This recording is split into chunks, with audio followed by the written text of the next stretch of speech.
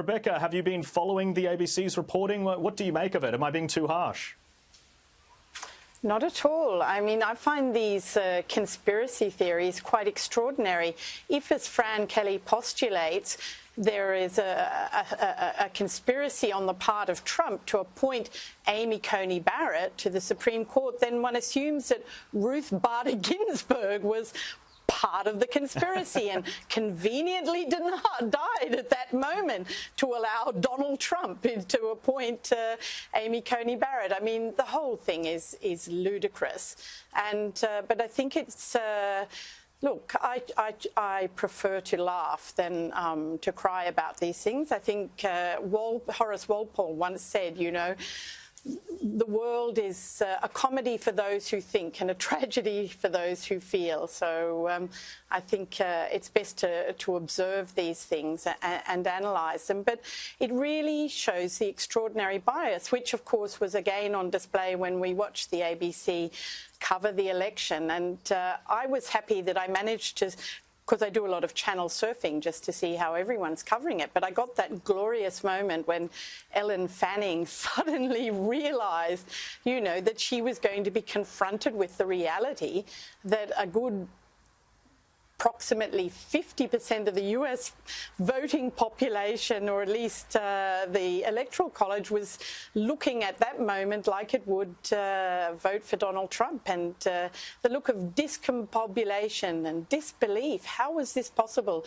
This is a president that's been portrayed in the mainstream media in the US and in Australia as the equivalent of Adolf Hitler. And if you really believe those sort of odious and completely unmerited comparisons, then of course you would be shocked and horrified. But it's simply not true. So it was nice to see the ABC staff confronted with reality, but I wish it would happen a little more often. Definitely. And Lauren, what do you make of some of the criticisms that the media has been lobbying against the Trump campaign's claims that they will take it to the Supreme Court? Well, I really wanted to touch on both of the points that you made about this being very dangerous and bring that into the fraud conversation. Because if we do buy what she just mentioned, that Donald Trump is Adolf Hitler, that he is intentionally setting up the court for himself, that he keeps children in concentration camps, that he is this sexist proto-fascist leader, if you genuinely believe all these things that the media has been saying, then it would literally be unethical not to riot. It would be unethical not to try to rig this election, because you would be going against someone who is so dangerous to the freedoms of America, someone who is so dangerous to your own life. You see celebrities telling people on their Instagram every day, vote like your life depends on it. And this sort of propaganda is the stuff that starts civil wars. This sort of propaganda is the stuff that causes voter fraud. And for the media to gaslight the people into thinking it is Sky News, us here that are conspiracy theorists, that it is people just concerned, genuinely concerned about voter fraud on Twitter that are conspiracy theorists and causing problems. Well, they are literally sparking violence in the streets and sparking people to believe if they don't win this election, their life is on the line.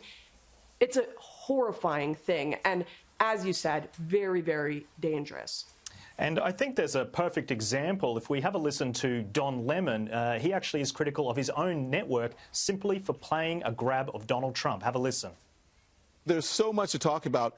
I almost feel like I'm not sure if we should be running this propaganda video as people are still going to the polls to vote today, because not much of what he said, if anything, was true. And it was a rehash of a lot of things he said, but I do think there was a tone there that was significant, right? For those who thought that he was going to be bluster and bold, and I'm assured of victory, and I have my speech ready, he didn't do that. No, he didn't. Said, I don't have one. I'm not sure if we're going to know tonight. We might possibly. In a sense, he seemed a bit down. Maybe it's just because he's tired. Well, that was rather awkward. Lauren, what do you make of that? I mean, Don Lemon doesn't want his own news network to play quotes from Donald Trump. Right. Well, they can't allow the people to have a direct line to Trump. They can't allow the people to have a direct line to conservative leaders. What they want is to ensure, like the Soviet magazine Pravda. Every single thing that you hear from a leader that they dislike goes through their spin doctors first. They have to make sure when Donald Trump says small government, they translate it for you dumb little American people that don't know anything. They translate it and make sure you know this actually means we dislike black people. Trump dislikes black people. When of course this isn't what he means. When of course when you actually listen to what Trump says and what many conservatives said, they have a genuine concern for the American people. They want the country to be better. But the media are having a temper tantrum at the moment because the American people haven't bought their lies. And you can see that with the election. All of their polls were wrong. All of the media predictions were wrong. And they want to tighten their grip. They want to ensure we don't even have statements from Trump on our program. We only interpret them for you.